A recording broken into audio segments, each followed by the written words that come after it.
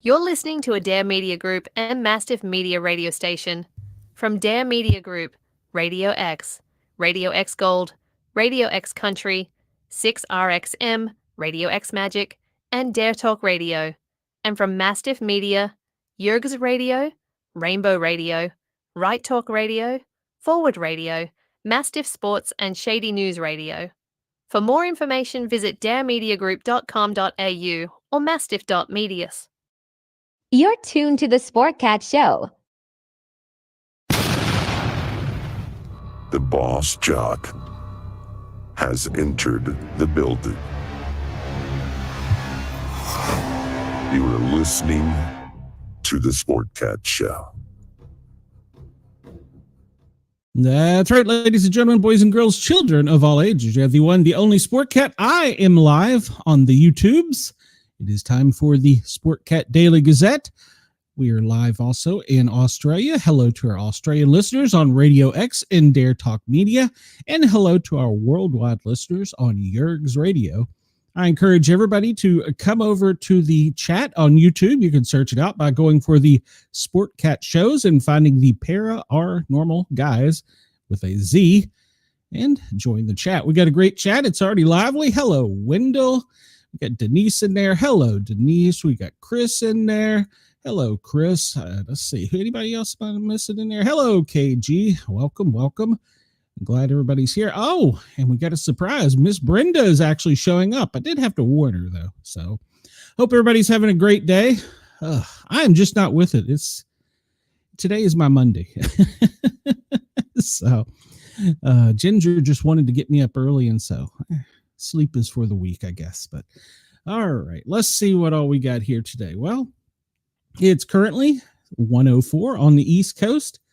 Good morning to LA at 10:05, Denver 11:05, Denver, Chicago 12:05, Anchorage 9:05, and we welcome our listeners in Australia overnight. Sydney, it is 3:05 a.m. In Perth, it is 1:05 a.m. And that's tomorrow, not today. So we're time traveling. You're listening to me from the distant reaches of space. All right. Well, let's jump in here because I got some stories that, well, seems like these other shows just don't like to talk about. You know, maybe it's the truth. Maybe, I don't know. We'll see. So we go back in history.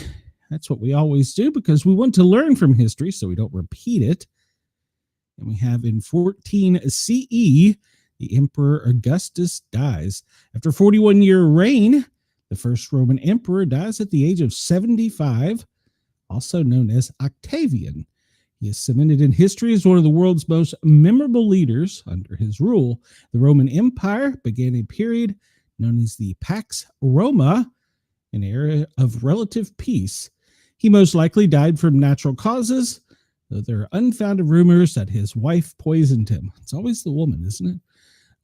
His famous last public words to the Roman populace were, "Behold, I found Rome of clay and leave her to you of marble." That's a great quote. 1692, George Burroughs is hanged during the Salem witch trials. He's one of the 4 other victims of the Salem witch trials and one of the town's many rounds of executions.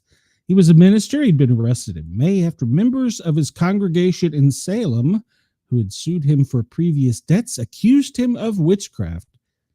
He shocked the crowd that had gathered to watch the execution when he recited the Lord's Prayer, something that witches weren't supposed to be able to do. In 1893, the French Academy of Science debuts.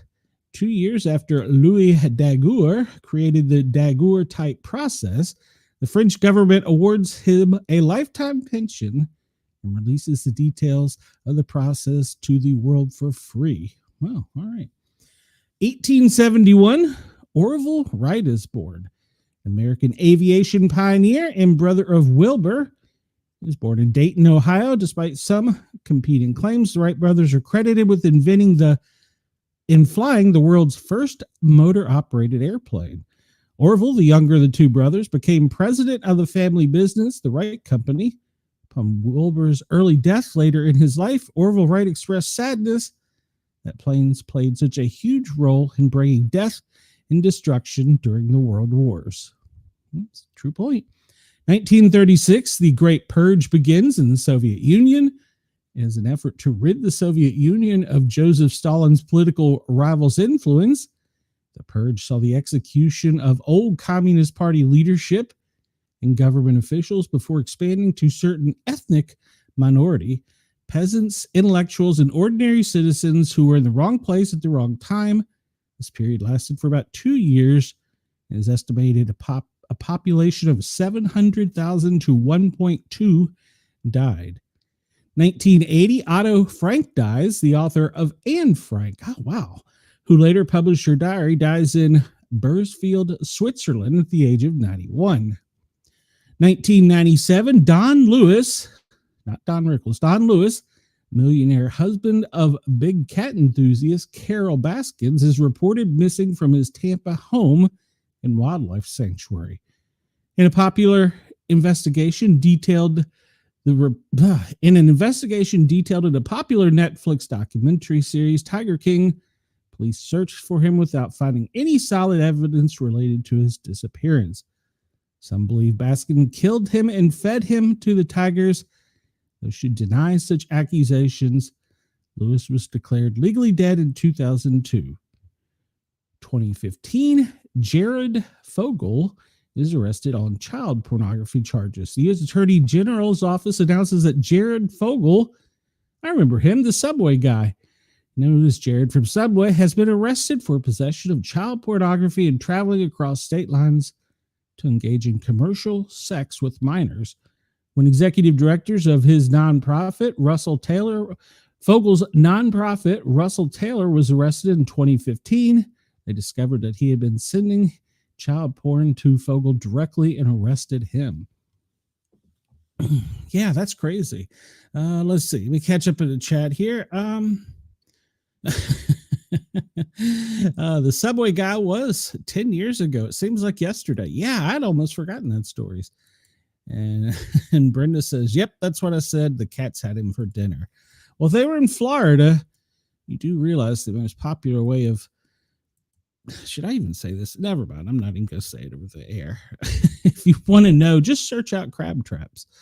43, BC Octavian compels the Roman Senate to elect him consul. Yes, we talked about that. 1942, World War II, over 4,000 Canadian and British soldiers are killed, wounded, or captured during a raid on Dieppe, France. 1988, Iran and Iraq began a ceasefire in their 8-year-old war at 11 p.m. Eastern Daylight Time. And let's see. 1991, conservative members of the Communist Party of the Soviet Union attempt to depose Mikhail Gorbachev in a coup defeat. In 2010, Operation Iraqi Freedom winds down as the last of the United States Brigade teams cross the border into Kuwait. 1950, ABC begins broadcasting Saturday morning kid shows, Animal Clinic, and Acrobat Ranch. Do they still have Saturday morning kid shows? 2008, Interscope Records releases The Fame, the debut album by Lady Gaga. Well, all right. There we go. I've met Lady Gaga. She's a pleasant lady, but I do not like her politics. All right, so today is, well, it's a day. They have a national holiday, not a holiday, but a national day for everybody. It's National Patient Advocacy Day. It's National Potato Day, or as we say here in the South, tater. World Humanitarian Day, Afghan Independence Day, Crown Prince de Martin's Day. I'm not sure what that is. International Bow Tie Day. Wendell, there you go. Wear a bow tie today. International Orangutan Day.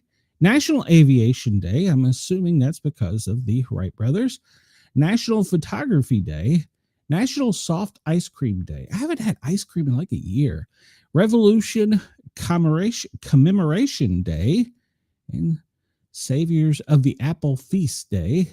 It's World Photo Day. So if you have a photo, send it to me. Maybe I'll share it. as long as it's able to be shown. Let me qualify that for some of my listeners. Let's see who has birthdays today. So we will go back in time to Samuel Prescott, physician and patriot who rode with Paul Revere and William Dawes and warned mass that Minutemen, the regulars, are coming. Seth Thomas, one of the first manufacturers to mass-produce clocks, 1785 to 1859. Charles Hires, pharmacist and inventor and manufacturer of Hires root beer. Most sodas come from pharmacists. So Orville Wright, we talked about him, 1871 to 1948. Colleen Moore, silent film actress who popularized the bobbed haircut. That's what Brenda still wears. Philo Farnsworth, inventor who was granted the first patent for TV. Gene Roddenberry, the creator of Star Trek. Frank McCourt, the author of the novel Angela's Ashes. Johnny Nash, the singer of the 1972 hit I Can See Clearly Now. Jill St. John, model and actress widely known as the first Bond girl. 1944 and still living, Jack Canfield, co-author of the Chicken Soup for the Soul book. Never read it. Dawn Steele, the first woman to head Hollywood studios. Bill Clinton, happy birthday to the former 42nd president. John Stamos, the actor who played Jesse on Full House. Kyle Sedgwick, multiple award-winning actress. Kyra Sedgwick, who is also married to actor Kevin Bacon. I have a memorable story about Kevin Bacon. So let's see. In 1692, one woman and 3 men and clergymen are executed at the Salem witchcraft trials. 1782, the British commander Charles Cornwallis surrenders after the last major battle of the Revolutionary War. 1848, the New York Herald announces the California gold rush to the East Coast. 1934, the first soapbox derby is held. Wendell, were you in that? 2004, Google appears in NASDAQ. Wow, 20 years or 20 years. 20, yeah. Is that right? No, 21 years. Goodness. Learned my math. And let's see, we talked about all those things. Let me catch up in the chat here. And Wendell says he doesn't even have a tie. Wendell, how do you not have a tie? That's I don't know. Is that, I don't know. It's uncivilized, Wendell. And let's see. I don't know. Apparently I've offended Brenda because she wants to look like me. I don't know. So I don't have a hairy ass, but thank you, Brenda. Thank you. Let's see. So, all right. So let's get into some news here. Yesterday, Wendell says, yes, I was teaching magic. I don't even know what the hell he's talking about. So yesterday, after we went off the air, there was a cargo ship explosion in the Baltimore harbor, and new images are circulating on X of the damaged cargo ship, the Sapphire, after the explosion ripped through its forward hold near the collapsed Francis Scott Key Bridge on Monday evening. The vessel was sailing through Baltimore's inner harbor shipping lane at the time of the incident, shortly after departing the CSX coal yard dock with a full load. Shipping export Sal Marcalagino wrote on X that the vessel remains anchored just north of the Chesapeake Bay Bridge. He said the image shows the number 1 hatch blown wide open, suggesting the buildup of methane mixed with coal. And you can see pictures of it over on X. The Baltimore Fire Department said around 6:30, they were dispatched to a report of an explosion aboard a commercial vessel in the Patapsco River near the former Key Bridge. Firefighters responded by both land and air, including the department's fireboats. Upon arrival, they located the Sapphire, a 751-foot bulk carrier showing signs damage consistent with fire and explosion. The vessel remained afloat and was being assisted by tugboats. The ship's crew confirmed that all 23 people on board were accounted for and uninjured. The unified incident involving the ship's owner, the Baltimore City Fire Department, the Port of Baltimore, and the United States Coast Guard. Fireboats remain on scene as the Coast Guard and other agencies begin to investigate. The vessel will be moved to a designated area. You can see there the explosion that ripped open the forward hull. And there was a huge response by the Coast Guard. Of course, they came from all over to that. And you can see the explosion here. Yeah, she lit off pretty good there. So, according to shipping expert, the cargo ship suffered an explosion to its forward hull and was fully loaded at the time. And it had just departed from the port, and it may have been an explosion of the coal in the forward hull. And so they are going to keep an eye on it because coal can create methane. It is subject to self-heating and liquefaction, and bulkers can explode. I believe they have a perimeter set up around it, and they're going to monitor it and just cool the sides of the ship, and then they will tug it. It won't go by its own power to a port. All right, let's see here. And this is a story you're not going to get anywhere else, and this one is going to blow your mind. Let's see here. Let me catch up. Denise, yes, she's still there, I hope. Sal Marcialaja is my guy to go to for all my shipping news. Well, you know, he's a good guy. Glenn, I will be here, but the dogs are getting their hair did, so I have to go pick them up when they say they are ready. Well, all right, get your dog's hair did. Are you washing your cat too? And Wendell says Denise just drifts. All right, so here's the story you're not going to get from other media outlets. And I won't say I'm breaking it, but because obviously I'm not breaking it if I'm reading someone else's story. But is Harjinder Singh, the Florida Turnpike truck driver, the same man who collapsed the 88-year-old Arkansas bridge in 2019? Harjinder Singh, the truck driver involved in the fatal crash on the Florida Turnpike, is reportedly the same individual who collapsed the 88-year-old bridge in Arkansas in 2019 by driving an overweight truck over it. His past and present actions have raised serious concerns about road safety and driver accountability. Harjinder Singh is a semi-truck driver involved in the recent fatal crash that claimed 3 lives during a reckless U-turn on the Florida Turnpike. He has been arrested. He was arrested in California, and they had to actually go find him. Amid this, a video of the deadly incident shows the moment the vehicle suddenly took a turn that caused the incoming car to crash into it. But did you know that he's the same truck driver, the same person who caused the collapse of a historic 88-year-old bridge in Arkansas in 2019? According to reports, the person behind the reckless driving has been identified as Harjinder Singh, who has been staying in the USA as an illegal immigrant since 2018. The individual who shared the car crash video on his social media mentioned that the accused is an illegal immigrant. These are the alleged truck drivers who killed the 3 people while making U-turns at an official use only turn on the Florida Turnpike. The Florida Highway Patrol is describing the wreck as a homicide investigation. The video begins with a view from inside the semi-truck's driver's cab, suddenly makes a U-turn, causing the car crash behind it to crash into the large vehicle. He seems unaffected by the tragic crash. A statement from the official White House Rapid Response Team, I didn't know we had that. Official White House Rapid Response Team acknowledged the incident, noting that the driver has been taken into custody for vehicular homicide and will ultimately face deportation. No, he doesn't need to be deported. He needs to be hung.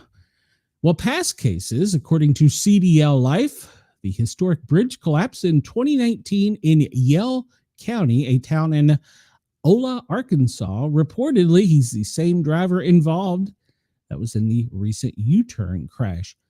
He was hauling a load of processed chicken to Danville when his GPS device led him to Dale Bend Bridge. And if you go to X, you can look and see the signs are clearly printed as to the weight limits of the wooden bridge. and by him apparently having a language barrier, did not heed the warning signs and drove onto the wooden bridge, and he was about 64 times overloaded. As not overloaded for CDL life, but overloaded to drive over the bridge. There were signs posted at the entrance warning the driver the 6-ton weight limit, but he attempted to cross the bridge anyhow in a 38-ton truck. The weight of the semi-truck collapsed the bridge, an old structure, and left the truck partially submerged in the river. The state of Arkansas has filed a suit against a California trucking company and its driver after a major bridge collapse. So there you go.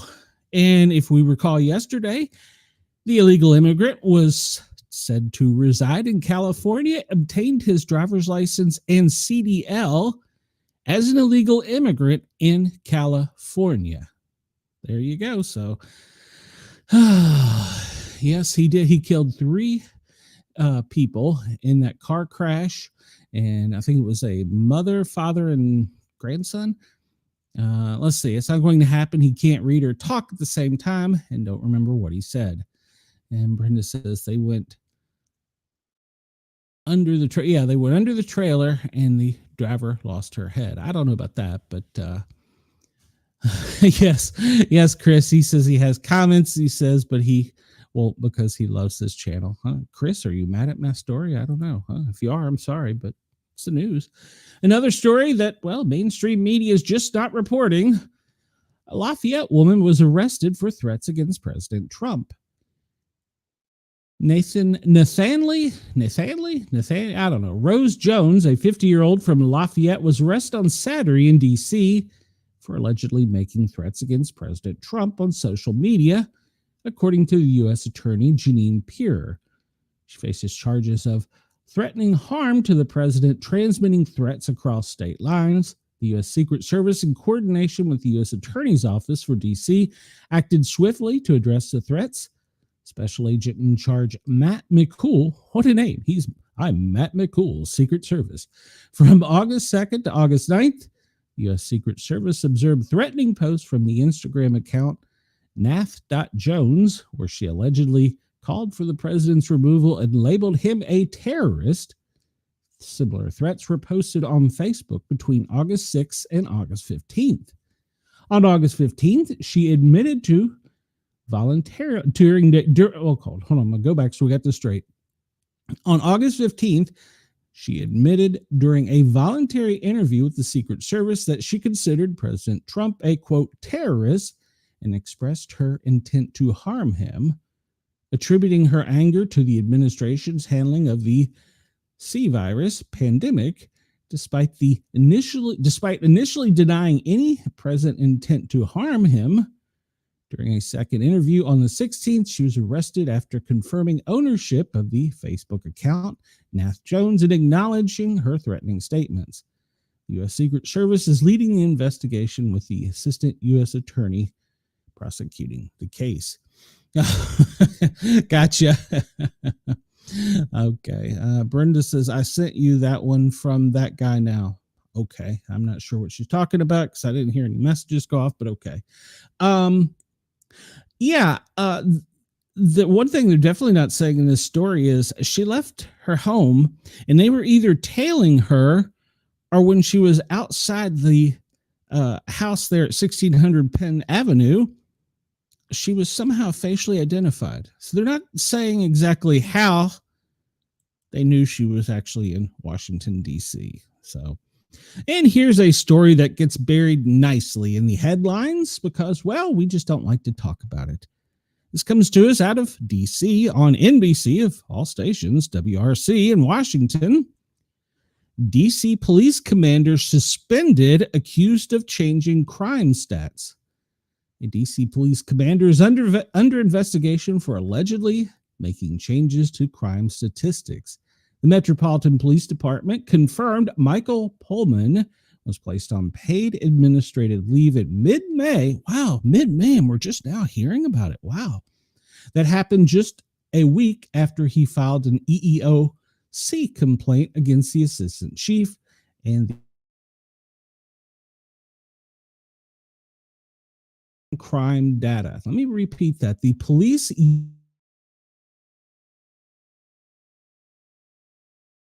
use the Department of deliberately falsifying crime data, according to 3 law enforcement sources familiar with the complaint. The union claims supervisors in the department manipulate crime data to make it appear violent crime has fallen compared to the last year. Let me read that again so that we're all clear. The Washington, D.C. Metropolitan Police Department union claims police supervisors manipulate crime data to make it appear violent crime has fallen considerably in the last year. Police union. Aren't most unions Democrat? The former commander of the 3rd District that patrols Adams Morgan and Columbia Heights was placed on leave with pay and told he was under investigation for, quote, questionable changes to crime data. 5 law enforcement sources familiar with the investigation told News 4. That came about a week after he filed a complaint against the executive assistant chief of police, Andre Wright, according to 3 law enforcement sources familiar with the complaint. News 4 reached out to Pullman for comment, but he denied the allegation against him and referred us to the PIO, Public Information Officers. Union officials said there is a larger trend of manipulating crime statistics. Let me read that again there. Union officials said there is a larger trend of manipulating crime statistics. When our members respond to the scene of a felony offense where there is a victim reporting that a felony occurred, inevitably there will be a lieutenant or captain that will show up on scene and direct those members to take a report for a, quote, lesser offense. Let me read this again to you because this comes to you from the Fraternal Order of Police. When our members, talking of police officers, when our members respond to the scene of a felony offense where there is a victim reporting that a felony occurred, inevitably there will be a lieutenant or captain that will show up on that scene and direct those members to take a report for a lesser offense. That's a quote from the Fraternal Order of Police Chairman Greg Pemberton. So instead of taking a report for a shooting or stabbing or a carjacking, they will order that officer to take a report for a theft or an injured person to the hospital or a felony assault, which is not the same type of classification. The police department's command staff is focusing on 2 categories in order to get the numbers to fall, Pemberton said: armed with dangerous weapons and injured persons to the hospital. Well, they're supposed to be a gun-free zone, so why would they have dangerous weapons?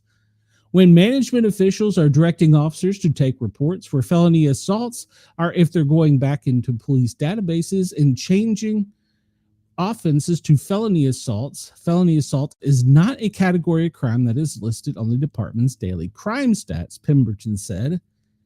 It's also not something that a requirement of the FBI Uniform Crime Reporting Program. So by changing the criminal offenses from, for example, ADW bat or ADW gun to felony assault, that would avoid both the MPD and the FBI from reporting that as part of their felony offense. And I'm assuming assault with a deadly weapon or assault with a deadly weapon gun. So the union has been gathering evidence for some time now by looking at reports and talking with officers, all over the city. What we've heard through our members and through members of management that they were willing to talk with the union is that this is a directive from the command staff. Command staff, Isn't that what the new DEA that was supposed to be put in charge of Metropolitan Police? He would have been, he would have been the head of the command staff. So it says there's a directive from the command staff is that they want to make sure that these classifications of these reports are adjusted over time to make sure overall crime stats stay down. He said, and this is, and I'm quoting from him, deliberately done. As of last Monday, when News 4 spoke with Pemberton, DC crime stats showed violent crime was down 28%. Thursday, the department website said violent crime is down 25% when compared to the same time last year. Overall, crime is down by 8%. And Pemberton, remember, he's in charge of the police unit. Wendell, you're an ass. That's preposterous. There absolutely no way crime could be down 28% last year. They suggested it went down by 30%. In April, Pullman's wife, Captain Rachel Pullman, was transferred by Chief Pamela Smith from the Youth Division to Midnights in the 7th District. Subsequently, according to 3 sources familiar with the incident, the timing of everything, Wright ordered Commander Pullman to pack up his wife's belongings from the Youth Division and move them on his and his wife's new assignment to the 7th District. So he ordered his officers to do non-police work, probably at the taxpayers' expenses, which would be ours because it's a federal department or it's in a federal city. He viewed the order as retaliatory and misuse of authority, according to people familiar with the complaint. About a week later, Commander Pullman's police powers were revoked, 5 law enforcement sources told Channel 4. Chief Smith told NBC4 she cannot comment on an ongoing investigation. Boy, we hear that a lot from politicians. As for claims made by the union, she released this statement. The Metropolitan Police Department is committing to uphold the trust and confidence of the public. Any irregularity in crime data brought to my attention will be addressed immediately. I do not condone any official reclassifying criminal offenses outside the guidelines set in MPD policy. Any allegation of this behavior will be dealt with through our internal processes, which will help ensure these members are held accountable. I have the utmost confidence in the command staff leadership currently in place across the MPD. But she declined to speak to Channel 4. Let's see. Yes, Wendell, I use a knife. I don't use a spoon because most of mine is protein. I have to cut it. So there you go. All right, we're going to continue on. News Talk 98.7. According to White House, half of the D.C. crackdown arrests is in high crime wards. Nearly half of the non-immigration related arrests since President Trump announced his plan to take control of MPD and deploy National Guard have occurred in 2 of the city's highest crime wards. I've heard that may not be 100% accurate. According to the White House figures, federal authorities have made 212 arrests, excluding immigration cases, since August 8th, with 101 arrests and about 48% taking place in Wards 7 and 8, majority Black-owned neighborhoods long plagued by violent crimes. Oh, Lord, we have to just add that in there, don't we? Of the arrests, 24 related to gun charges. That's impossible. It's a gun-free zone. How would these people have weapons? 11 were arrested in Ward 8 with guns. Wow, this is a gun-free zone. Wow. 31 narcotics cases, 7 DUIs, 2 assaults, and immigration-related issues, which totaled 164, many involving additional charges such as assault and drug distribution. Wow, that's a gun-free zone. I didn't think they had any. Wow. All right, so we're going to continue on with this story because I think it's time for the D.C. cleanup. This comes from an ex-resident. I moved because it was too damn expensive. I would love to go home, but Jesus, you can't afford to live up there. National Guard mission swells to 2,000 as troops get orders to D.C. More than 2,000 National Guardsmen from D.C. and now 6 states have been activated as part of the federal operation in the capital. Total number of troops activated in support of the surge in federal law enforcement now stands at 2,091. On Monday, the governors of Louisiana, Mississippi, Tennessee, go Vols, announced they would send hundreds of troops to Washington, D.C. The move comes after Ohio, South Carolina. What the hell? He don't know how to Carolyn. This reporter don't know how to type. Carolyn. No, it's South Carolina. It's got to be a Yankee. And West Virginia made similar announcements over the weekend. More than 1,000 troops outside. Hold on, I got tickled myself. More than 1,000 troops outside troops are en route to the joint deployment under the authority of the Joint Task Force. I don't know where they're coming from in South Carolina, but by God, let's welcome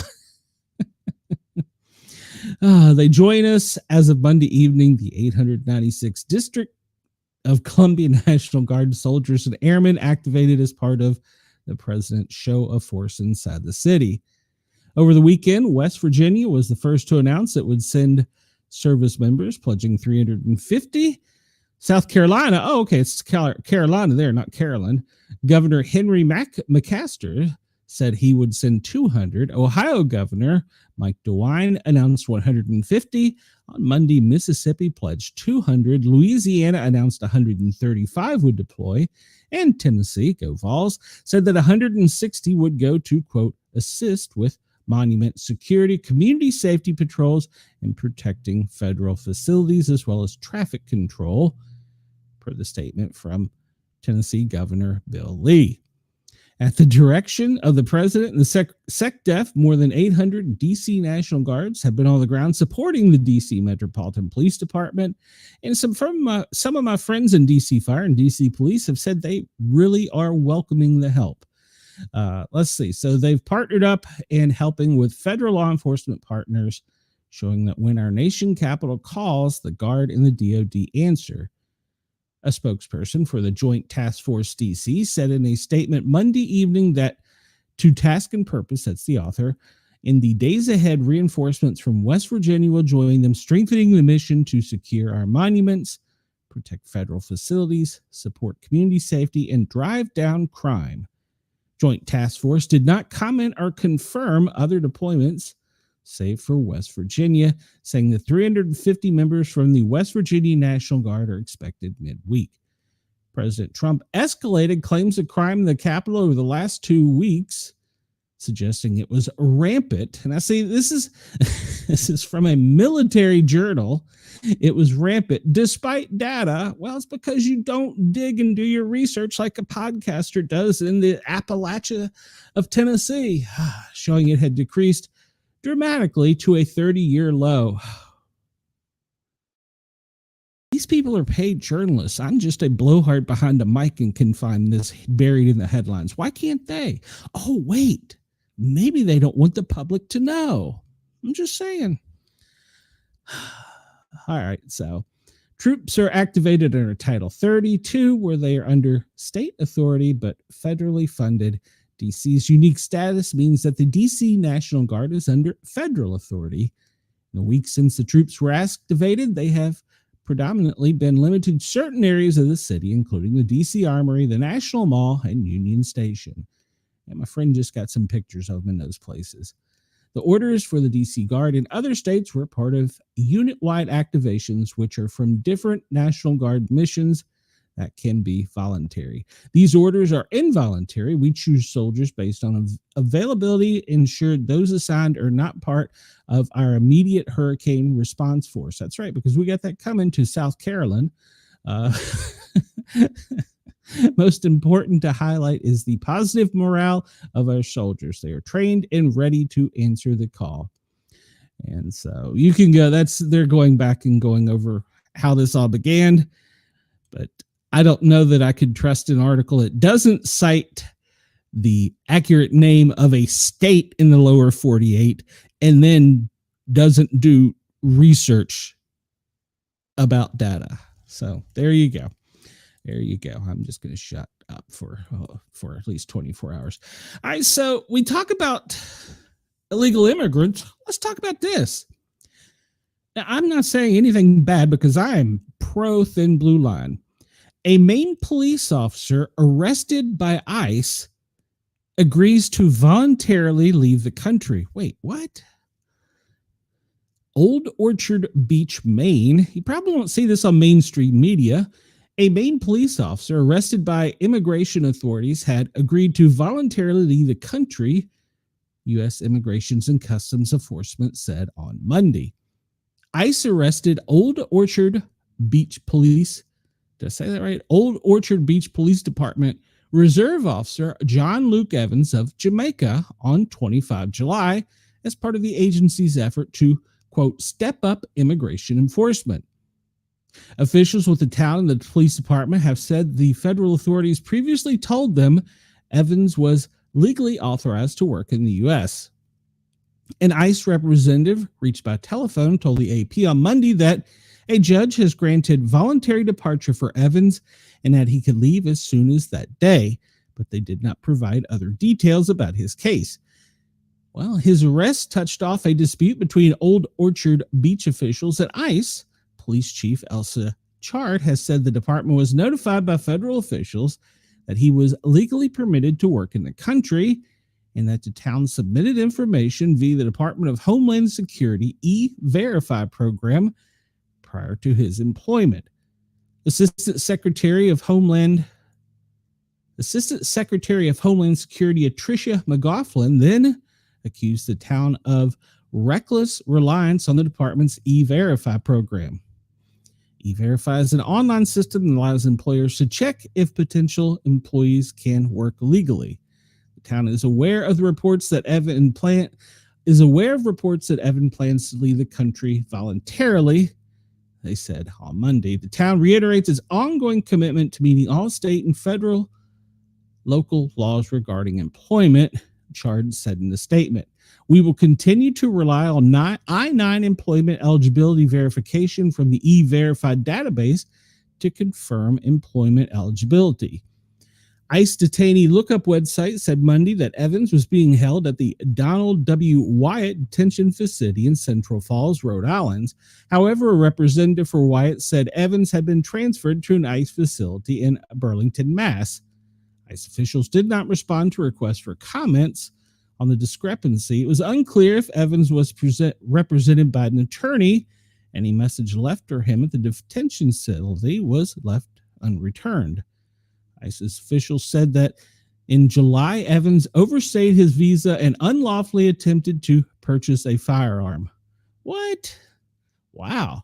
WMTW-TV reported Monday that Evans' agreement to voluntary departure means he will be allowed to leave the U.S. at his own expense to avoid being deported. So they're truck drivers and police officers, huh? I'm just going to let this sink in. Let's see. Catch up in the comments. Let's see. Only so good people can't defend themselves.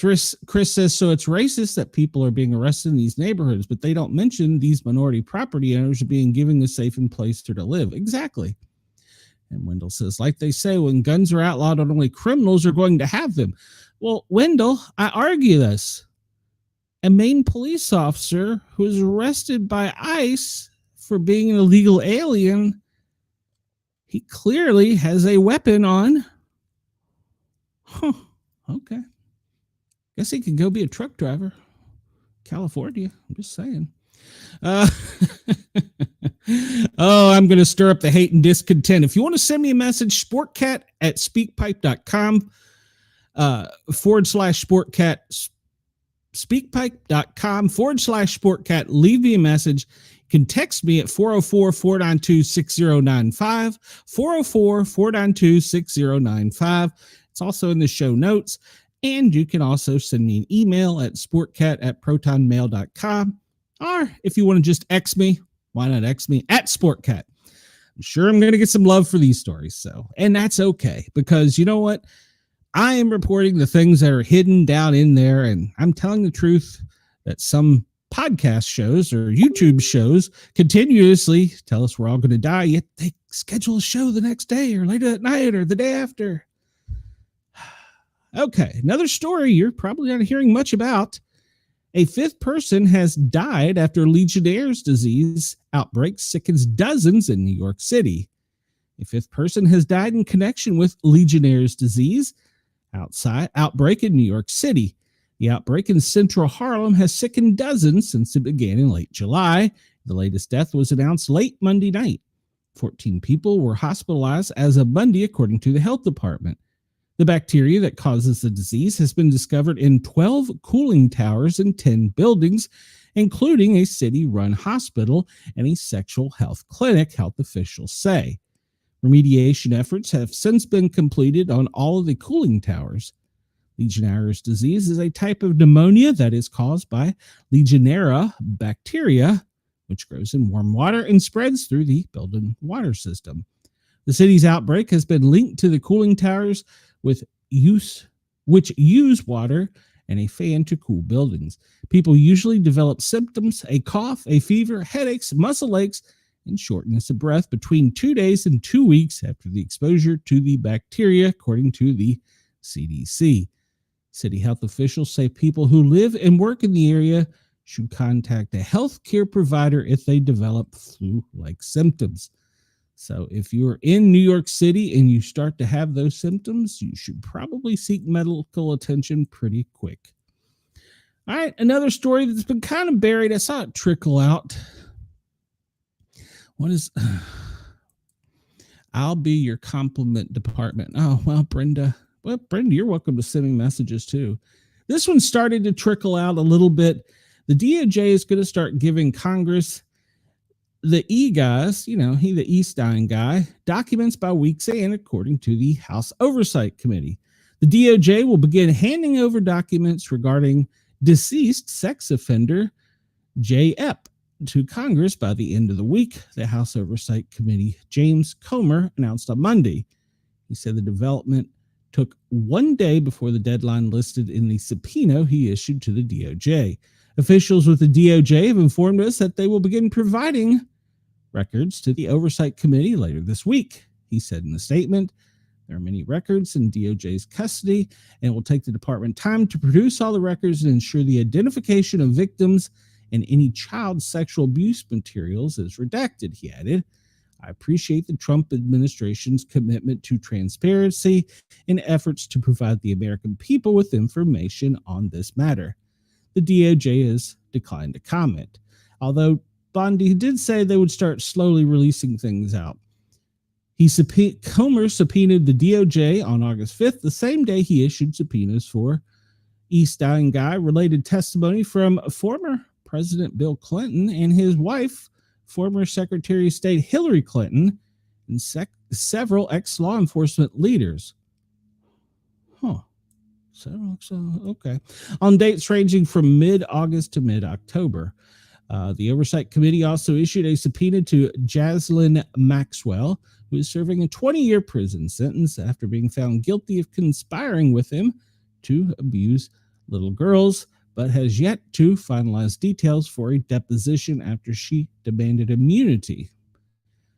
All the subpoenas were approved by members of the Oversight Committee before he sent them out.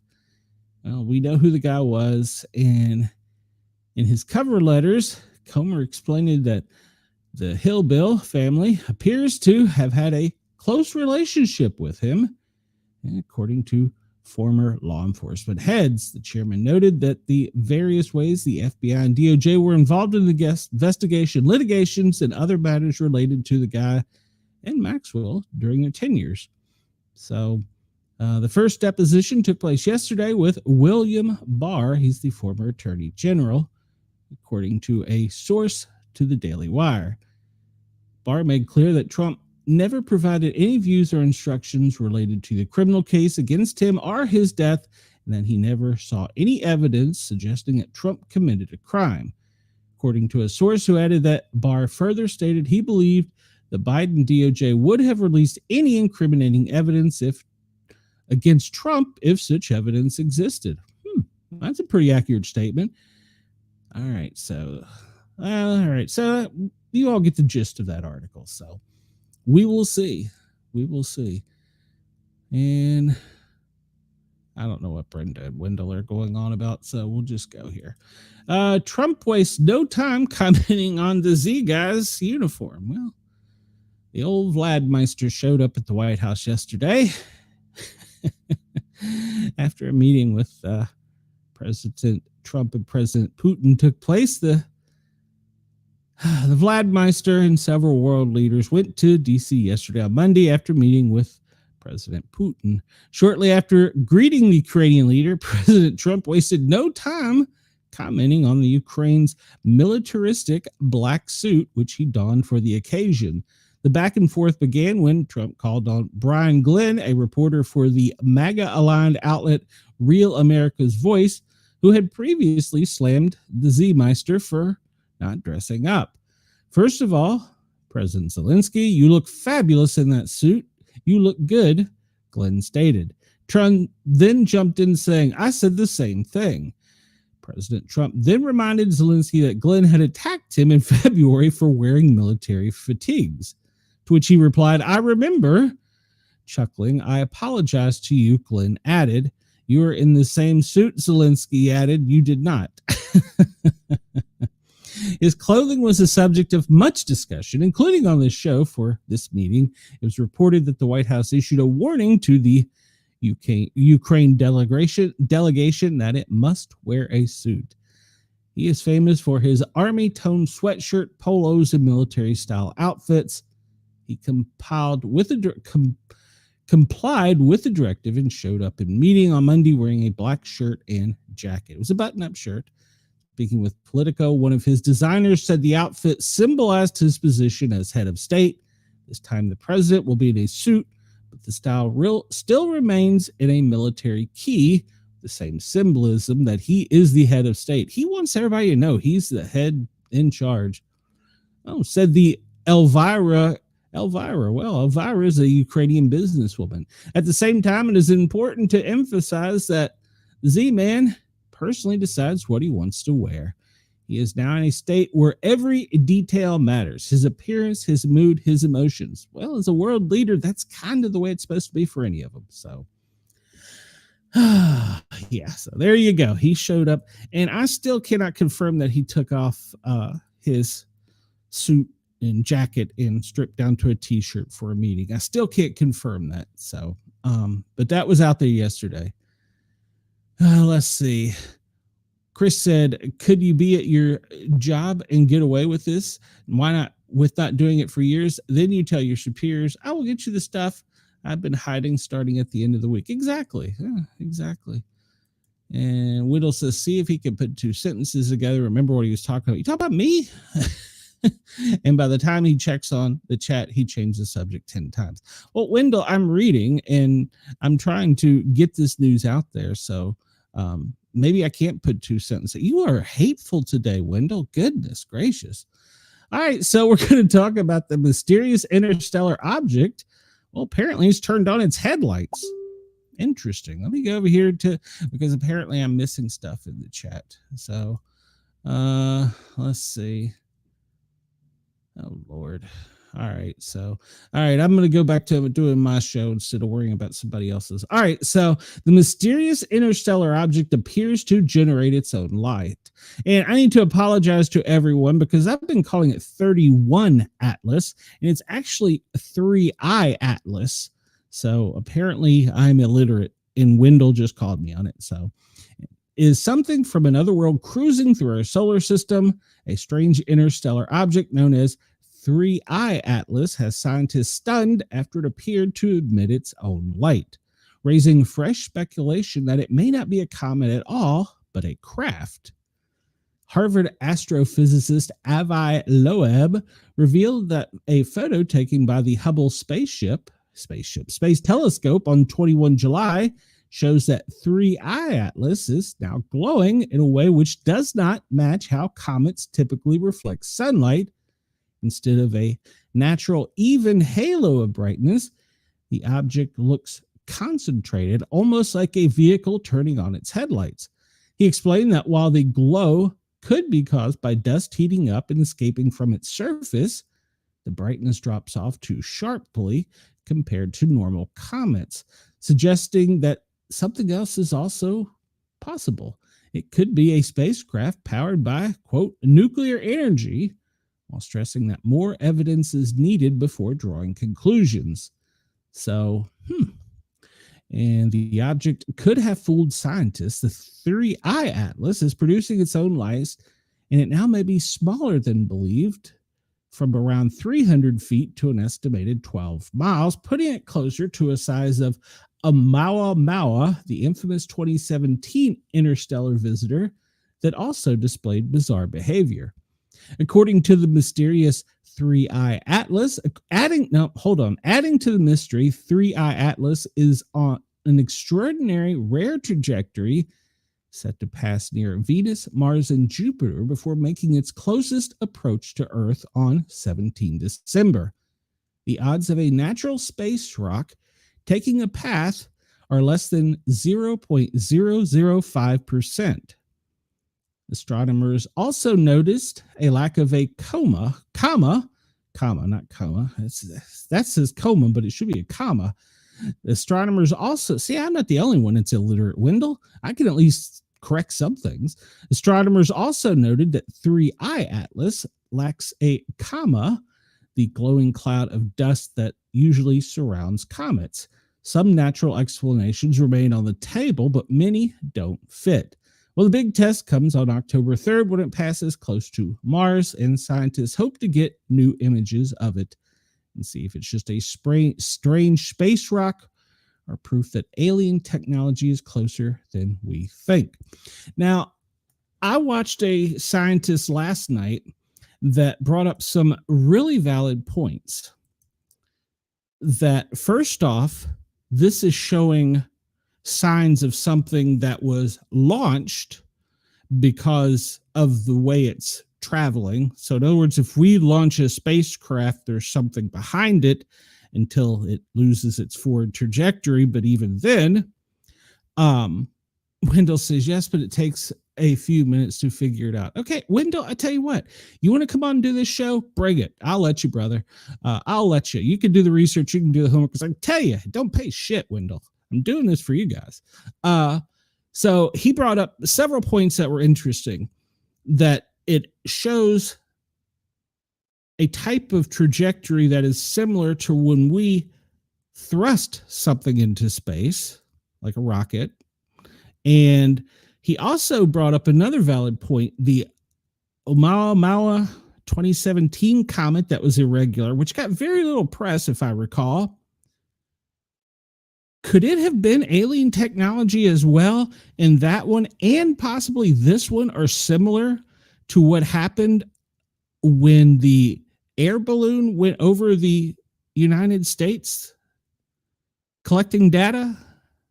There's some very interesting arguments he brought up, stating that it could be just a ship traveling through, or a vessel traveling through the universe that we don't recognize as a vessel because it's not what we think as humans a vessel should look like. And it's just collecting data on the universe and sending it somewhere else. Kind of like the air, the balloons, hot air balloon, the balloons that traveled all the way across the country, well, halfway around the world before it was shot down by the U.S. off the coast of the South Carolina. So that was an interesting possibility I hadn't thought of. So now this one comes to us from the Lad Bible. And I'm just reading this one. I have no clue. A woman shares messages from aliens as potentially hostile alien threat resurfaces. Woman claims she is an intra-dimensional communicator. Says she has been in contact with the alien ship. Emily Eaton says reports about the interstellar object is a comet are completely untrue and claims she has been in contact with the extraterrestrial beings on board the ship, claiming there is, quote, no hostile threat. It comes after a number of space enthusiasts and conspiracy theorists claim that the unconfirmed object could be aliens posting a threat to life on Earth. On TikTok, her handle is Divine Magic. Emily claims this couldn't be any further from the truth, and any talk of an alien attack is completely unfounded. You might have seen it described as a comet in the news, but even the science industry acknowledges that its flight path is not comet-like. And by the way, it sped up to 165,038 miles a second to it slowed down to 130 something yesterday, traveling 16 miles a second. So a comet wouldn't slow down. So Wendell says he admits I do a better job than he could. Well, thank you, Wendell. Wendell wants to know if the person sharing the message from the aliens was Brenda. I don't know. So I don't know if Brenda's a star child. But anyhow, this lady, you can go read this on the Lad Bible. I'm wasting too much time on this. She says there's no hostile threat. So take it for what you want if she's a TikToker. And we might want to brush up on our skills because scientists are now saying that we should send a 6-word message in Morse code. Yeah, that archaic method of sending communications known as Morse code, that we should send messages to the ship in Morse code that should read, "Hello, welcome to our neighborhood, peace." I would just suggest that anybody start learning a little Morse code right around now. I'm just saying it might be helpful in the future. All right, so let's get on to the most important matter of the day. Get away from the alien silliness and this DC silliness and get up with something real, something you sink your teeth into. I will say I tried to search out news stations, not TV or print, but talk radio stations specifically along the Carolyn banks, and hardly any of them are taking this serious. I was just shocked by that. They're not taking this serious. Well, the latest updates on the projected impact is they're calling for, this came out at 11/19, on the August 19th, Dare County Emergency Communications Director Drew Pearson, it's imperative that any visitors on Hatteras Island who have not already evacuated do so immediately.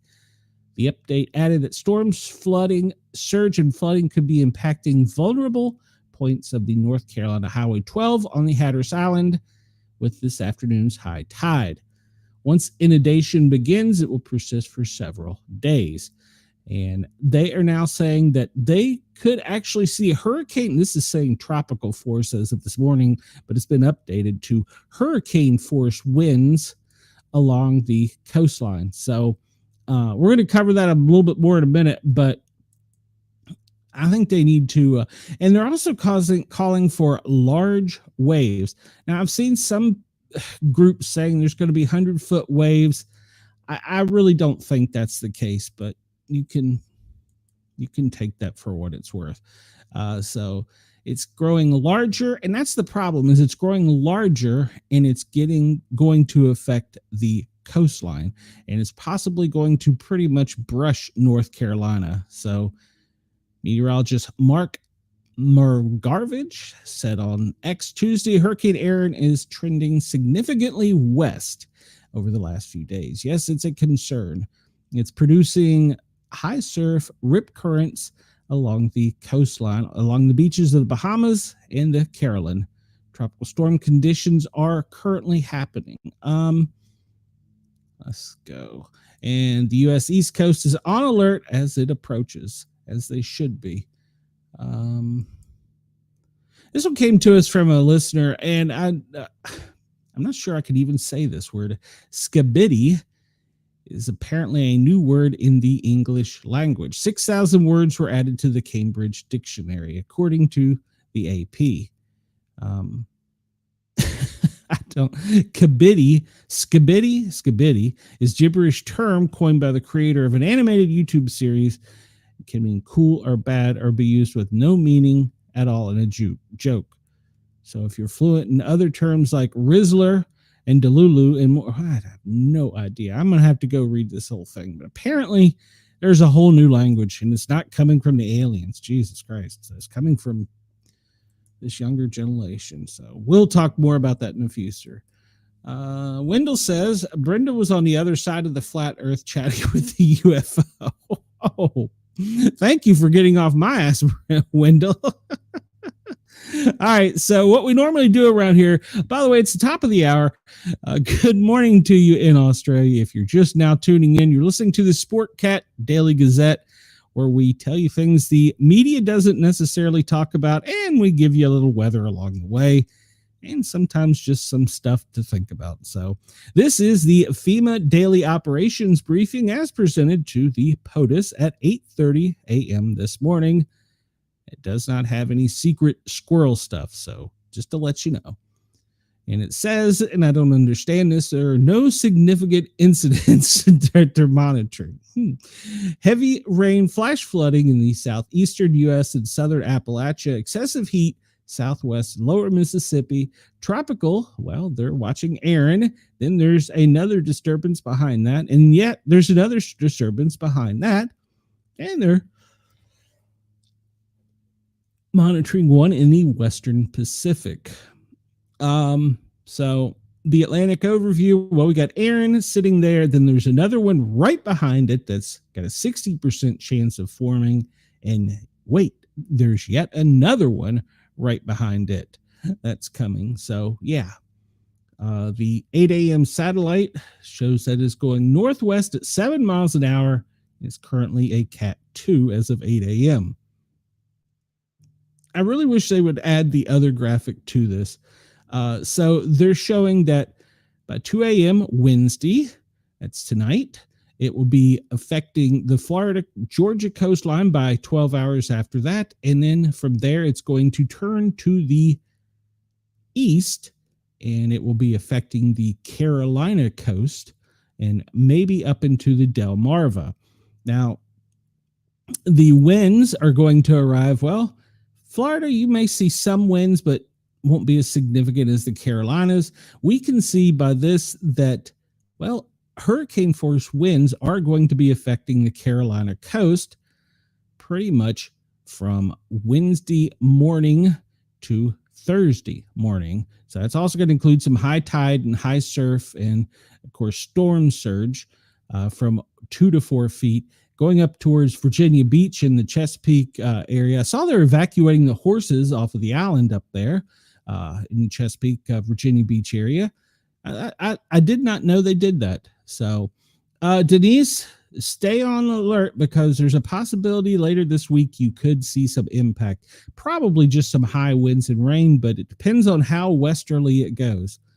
And the tropical cyclone out in the west is just going to pitter out and do nothing. So it's not really going to matter at all. So the national forecast, we're going to talk about Aaron here in a minute, but we pretty much see that from Vermont to Florida, back over to Arizona, up through the Four Corners and back up to the Great Lakes. We're all going to see spotty showers today. And here in East Tennessee, along the Appalachian Mountains from Georgia through Southwest Virginia, we can see some heavy rain. And all these lows are trying to push down and bring cool air from Canada. So we'll see how much Aaron affects it and if they can push her to the east. We really want them to push her to the east. Wednesday, rain pretty much for most of the country, heavy along the Carolina and Virginia Beach, Chesapeake Bay up into the Delmarva. And in Thursday, you could look at some heavy rains closer up to the northeast. So as it continues moving, we have excessive heat pretty much from the Mississippi all the way up to Illinois, bilaterally with extreme warnings on either side of the Mississippi, and to the west, pretty much all of Oklahoma, Mississippi, Louisiana, into the east, half of Tennessee. It's going to get over this far, and half of Alabama. Wendell, it's going to be a hot day. They're saying that we could see temperatures in the south as high as 102 and back over into Phoenix as high as 108. We'll take a look at that. They have the Utah fire about 80% contained, 60% on the Rio Blanco, and 0% in Idaho, and 28% in Wyoming. Still no reporting on the California fires. Do not understand that. I don't know if California is no longer giving the Fed data or what the deal is. For the next 24 hours, no space storms, high solar winds are expected or any radiation. And we always look at the common operating picture. If you blew this up and were able to view it on a big map, you'd see there's 17 joint field offices with 64 major disasters and 7 emergency declarations. They're still working to repopulate 12 different missions, and they're starting to activate their different task forces. So let's see. All right, so let's move on to the next thing real quick. We talk about the president's schedule. He had a busy one yesterday. Let's go back in time and look at it and see what it was. One of the wrong button. Denise says, thanks. I'm close to the water. Oh, well, Denise, send pictures if it gets too bad up there. And Chris wants to know, has the definition of inflation changed now that Biden's gone? Yeah. KG says, I'm watching live cam from Myrtle Beach. The waves don't look too bad. Lots of tourists, none in the water deeper than their knees. There was actually a thing about that said that they were not supposed to go in water deeper than their knees. There was a, whatever you call it, advisory sent out. So President Trump's schedule, we'll go back in time and see. Monday, he was at meetings all day, and he was greeting people and taking pictures. Apparently there's a stakeout location. Okay. So he participated in meetings at the Oval Office, and he had dinner with foreign leaders. And then apparently he was participating in family photos with European leaders in the afternoon, and then more meetings in the afternoon. So I'm sure he also probably had dinner with them. Today, well, they called the press in at 9 a.m., and at 1 o'clock, the press briefing by Carolyn Levitt was in the James Brady press briefing room. And then at 1, the president signed a congressional bill. Don't know which one that was. We need to look that up. All right, so maybe WRC will tell us, because they're pretty good at telling us things here. I'll update it and make it larger. So, according to WRC, Putin's arrest warrant complicates the Z-Man's meeting. President Trump hosted the world leaders to the White House Monday to discuss efforts in the 3.5-year-old conflict. He has ruled out allowing Ukraine to join NATO. That's good. He expressed support for security guarantees. And I understand he said that there will be no American boots on the ground. And he has begun arrangements for a face-to-face between the Vladmeister and the Z-Man. Texas Democrats who ended a walkout found themselves shadowed by law enforcement to keep them from repeating the protests that stalled Republican efforts to redraw congressional districts and fulfill Trump's desire to reshape U.S. House maps.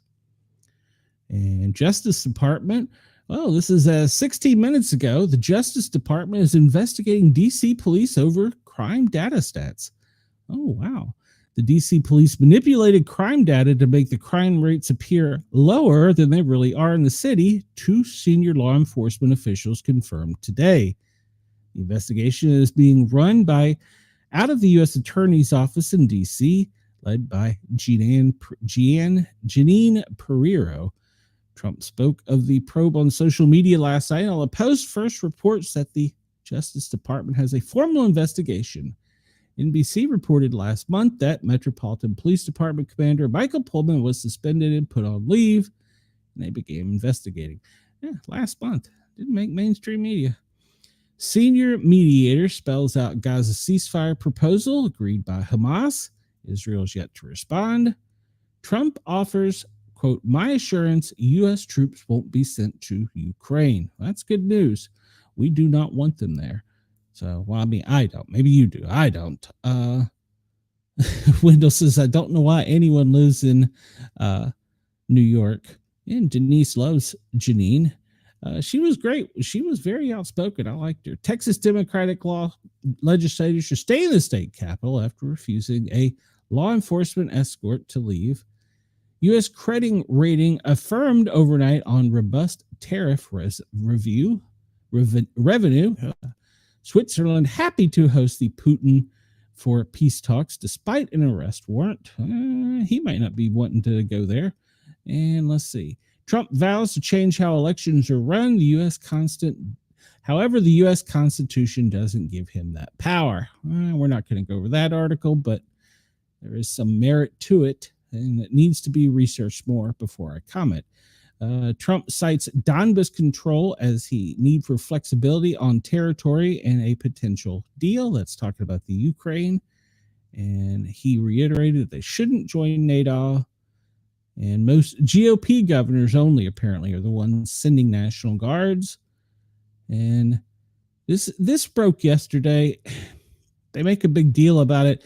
Says that Trump was caught on a hot mic saying, quote, I think Putin wants to make a deal for me.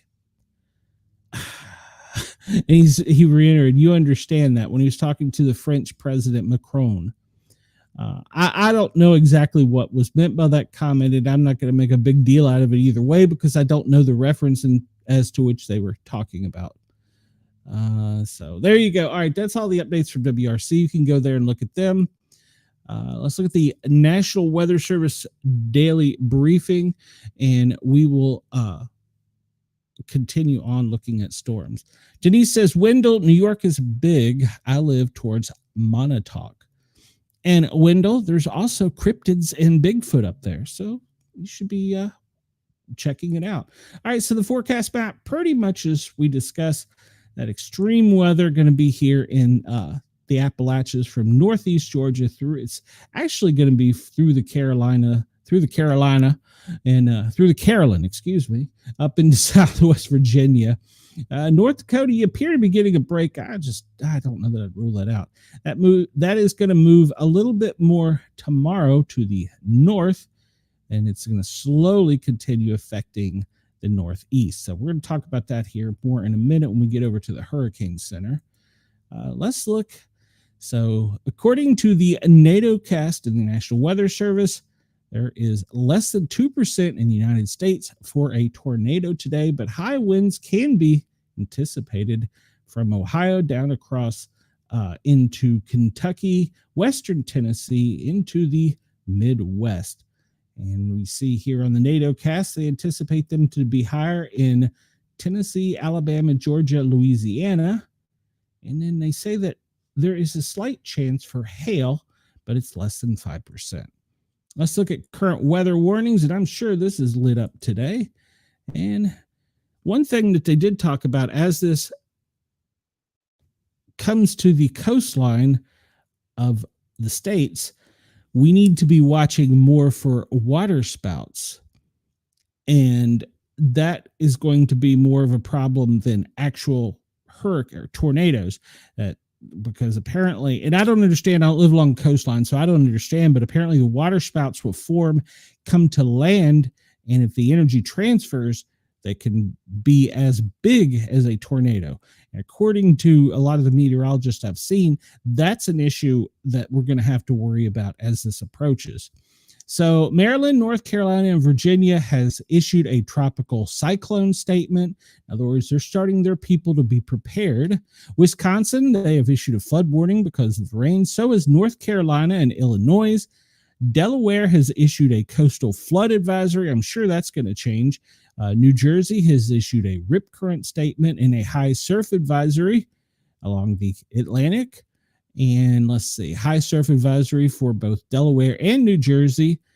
And they've all talked about the coast rip currents. And in a tropical storm warning, well, this is going to be for the areas affected pretty much all of the Carolinian coast, but specifically the far eastern section of the Carolyn coast, the Outer Banks up to Virginia Beach, pretty much. That's talking about a tropical storm warning. And then you're going to see more about that. And in Florida and Georgia, we've already got high surfs coming in. And so they're issuing surf advisories. And of course, all the way up the coast, they're starting to issue beach hazard statements. Now, I think the beach hazard statement, KG, talking about you can only go into water up to your knee. We have heat advisories in the south, Arkansas, Louisiana, Mississippi. And let's see, high surf advisory already in Maryland, North Carolina, and Virginia. And of course, all the warnings have been put to small craft and craft out to sea issued by the Coast Guard. In fact, we'll look at it in a few minutes. We'll see how the ships are navigating around it. Wendell, someone come on mine. I'm more famous than you. So there you go. I'll let you co-host if you want, Wendell. All right, so we're going to zoom out here and let's look at the lower 48 first and see where and what's going on. And we'll hop up to Alaska and check them out. Out west, well, it appears hot and dry. Some spotty showers, Denver from Denver to Santa Fe. That's pretty much the same as yesterday. And we have some spotty storms over in Kansas, specifically around Wichita, Salina. I can't make out into the east of Topeka, headed towards Kansas City. And we see flood warnings up in the north and to the Great Lakes. There's plenty of gale warnings around is that Lake Michigan from Milwaukee all the way around back over to Grand Rapids. And then south of that, we have a storm popping up in the middle of the heat advisory. And this storm is located, wow, it's got a little bit of electricity and energy to it. And where is this one? Carbondale, St. Louis. So it's right at the Missouri border with Kansas, extending back down to Louisiana, where it dissipates to spotty showers past Little Rock. That heat advisory, that goes pretty much from mid-Illinois, just below Springfield, all the way down to the Gulf of America. And going down to the Gulf of America, we see there's some strong storms. And that's by that little low. We talked about that last week. It's just sitting there, and it's just kind of spinning, being annoying. So it's causing some special marine warnings and some inland flooding and storms into Houston, San Antonio, Austin. Wendell says he might let me co-host one day. Well, okay. All right. I'm not that much of a big deal. And we see down in the Gulf of America, we see that there's small storms over in, what is that, Hattiesburg? And yeah, all the way back over, it's just spotty showers all the way really from Mobile, Pensacola, Panama City down to Tallahassee. And then there's a small cell in Tampa. That storm cell active out of the Gulf, though. I think it's going to come inland. And we see those cells they're talking about in northeast Georgia. They're going to pretty much ride the mountain today as they're going to the east. So we can see spotty showers going from northeast Georgia through East Tennessee and the tip of Carolyn there into southwestern Virginia. We'll see if they dissipate. And we're already starting to see all the warnings popping up from the Floridian coastline all the way up into the Chesapeake Bay at the Delmarva. And we see that it's actually extending now past New York City into Boston. So they're starting to get prepared. Now look at the path that it's projected to take. It is still heading west. I don't want anybody to misunderstand that this thing's turning to the east yet. It is still heading to the west. It hasn't turned to the north or the east yet. So currently, she is still going to the west. So how it wobbles is dependent upon how much it affects the coastline from, well, I want to say from Georgia up through the Chesapeake Bay, but specifically the North Carolina coastline and the Outer Banks, Oak Island. Those areas are going to see some significant wind, some significant rain. And we look back up to the north. It looks as though Detroit is getting a pretty good soaking all the way across into Hamilton, Canada, and back over to Rochester. And we look at New York City. We don't see any alerts besides for along the waterways where they have high surf, small craft statements, and gale warnings. And we'll start to see those storm warnings go a little bit further to the north. They've only reached to the Chesapeake Bay, Delmarva region right now. So we'll get a better look at her here in just a minute. Let's see, making sure I'm trying to stay good on time. Okay, looking at the radar in the rest of the world, had to think there for a minute. And Alice Springs, you don't have any rain right now. Some small storms in Perth. I understand from Radio X management that there was some really severe storms overnight in Perth and that they had some power outages and stuff to go with it. So hopefully they got that corrected. We see that the storms now are extending across the west side from, where are we looking at here? From the coastline down here in, it's hard to read through the rain, but on the coastline going to the east of Perth, spotty showers pretty much from the east of Albany and Perth back up to Three Springs, Geraldton. Basically that little corner of the continent, you're seeing some spotty showers. And we'll look at the in detail forecast. And along the Gold Coast here, we look at some storms popping up along the coastline on the east coast from Sydney all the way up there past Brisbane. And it looks like nothing up towards Darwin. And we'll zoom out and see if we can get a better look of how Erin looks. And Yeah, it's hard to tell on the radar, on this worldwide view of the radar. It just doesn't give the picture that I like. So we'll go to a satellite view. Let's look at the electrical activity right now in the storms in the lower 48 and see what we got.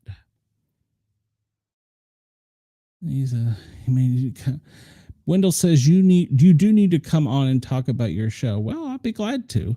And Denise says to Brenda that she loves them. So, okay. All right.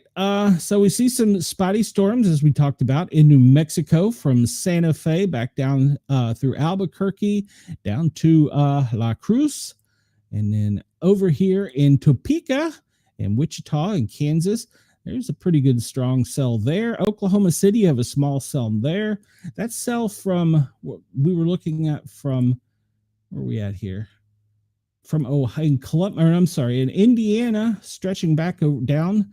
It's also going to be, this is the one we were talking about, to the east of the Mark Twain National Forest, going over into the northeast, over into Indiana and Illinois. Indiana. Yeah. Let's try Illinois. So that storm there has got some power, but it's moving to the east. It's going to affect Kentucky and Louisiana, West Tennessee, Memphis. Later on, it'll get us over here in the East Tennessee region. Good Lord. Houston, some spotty showers, but offshore, man, it'd be a horrible day to work offshore. We've said that all throughout the summer about the spotty storms out in the Gulf of America, but it looks like Corpus Christi is getting hammered right now. We go over and see, Mobile has a small cell, but Pensacola's got a pretty good one, and so does Panama City. And there's some cells stretching all the way over to Tallahassee. Down in Tampa, Clearwater, a small cell there, but most of the electrical activity is offshore. And we see a storm in Jacksonville, up into the northeast. Really nothing significant besides for some showers. And I don't see any electrical activity in the one in Alaska. And let's see if we can zoom in and get a better picture on anything going on with Erin. And we really can't get an idea of her electrical activity yet. She's just not enough into the range of this radar to be showing it. But we do see that there are some electrical storms between Bermuda and Florida, which signify that those are some of her bands. Let's look at power outages in the U.S. And by the way, you can go over to Lightning USA and look at the power, or look at the electrical activity anytime you want. And I suggest you do that, as well as have a NOAA weather radar, and of course check weather warning and beyond. All right, so Texas currently has 10,124 without power. They're the highest. Louisiana has 4,800. California, 4,700. Georgia, 4,300. Kansas, 4,200. I'll look for that to increase today as we go through the day with these summer storms. And then as we get closer with the winds coming up the coastline.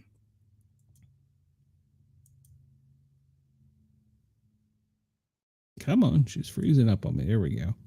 Let's look at the heat temperatures. How hot is it out there right now? It is hot. I walked Ginger early and it was hot. It's currently 98 in Memphis, over in east part of Tennessee. It's only, well, it says 90. And look at Washington, D.C., currently 72, 73 degrees. Washington, D.C., you can anticipate cloudy skies today with the high of 74. New York City, well, you're going to have a relatively cool day for the city. A high of 74, cloudy skies, low of 65. The rain will start coming in tomorrow. Boston, well, you're looking right now to in the low 70s. And, well, that's your high for today with partly cloudy skies. And we go down to Jacksonville. Let's get down here closer. And we see, well, it's cloudy skies, and it's 88. And down along the Miami coastline, it is in the 90s. And give me the weather forecast. In Miami, you can start anticipating the rain showers with a high of 90. Mobile, 95 degrees. Mobile, Alabama. It's going to be a hot day at 96, partly cloudy skies. Memphis, 100 degrees. Memphis is expected to be 100 degrees and rainy. See where the hottest part of the country is right now. Memphis so far appears to be the winner, but let's go over to Phoenix and see what we got over there. Phoenix is only 97. Okay. All right. So Memphis appears to be the hottest place in the lower 48 right now. Interesting. Let's see. Chicago, your weather. Denise says, I have a hoodie on. She's cold. In Chicago, you can anticipate a high of 78 with cloudy skies today. Seattle, well, let's go over here and look at yours and see what it's doing in Seattle. Seattle, well, cloudy skies, high of 71. So it's warmer in Seattle than it is in New York, Denise. And we get down to Los Angeles. It's 80 degrees right now. Your high is going to be 86 with with sunny skies. And we'll look and see. Once again, she's spinning right there. She's 105 mile an hour winds, category 2. Let's go to Australia and get a weather report for down there. And there's disturbance 1 and disturbance 2 already on the move. The disturbance 1, they're saying, could cross over lower Florida and cause some serious problems to Miami, to the west, back into the Gulf of America, and perhaps even to the Texas panhandle. All right, so Sydney, you are currently right at 60 degrees. That's going to be your high today with rainy conditions. Brisbane, you're looking at a high of 70, and it's going to be cloudy. Up here in Darwin, it's going to be a high of 87. That's the warm spot. And sunny skies. Port Hedland, looks as though you're going to be, well, right at 76 in sunny skies. Perth, let's hope you get through those thunders, boomers. It's going to be raining today with a high of 64. Back over in New Zealand, well, it's going to be in the lower 40s and cloudy skies. Zoom out and look at the entire, you can see the night day division on the map, and you can also see where the heat, if it would draw, is mostly all, well, the heat is starting to move towards the south of the equator. So slowly but surely, the cold is making its way back around to us. Chris says, I wish I had a job where I got to put cones on uncertainty on things I was saying or predicting would happen. Yeah, it's true. We talked about the heat, and I really can't reiterate, but pretty much the South, the Ohio Valley, down all of Florida, most of Texas, and we look back over Atlanta to the coastline, up to Southwest Virginia, Virginia Beach, all that area is going to be hot. Please stay hydrated, and then back up to Montana, and then down across the Sierra Nevadas into LA. So please stay hydrated if you're out. Let's take a look at the AI big, beautiful globe and see if we can see anything on the winds there. And Wendell says, look now, I assume you're talking about me, Wendell. Wendell's got pictures of him and Bigfoot. And Brenda says thunderstorms just started where she is. Well, sorry, Brenda. And let's see here if we can kind of zoom in a little bit on Aaron and see if we can get, it says that the winds are, it's 100 degrees with 120 kilometers. Okay. So it's 100 degrees right there. I wish I could show you, when we talked about last week how she was crossing through the dust, when she came up through the dust, there's a graphic that shows how she brought the heat with her up into the Atlantic and pushed the dust away. Well, because the dust is cooler skies and cooler air. So as she was moving up to the north, she was bringing hot water with her, which was very impressive. And it was also causing the dust to shift back to the east.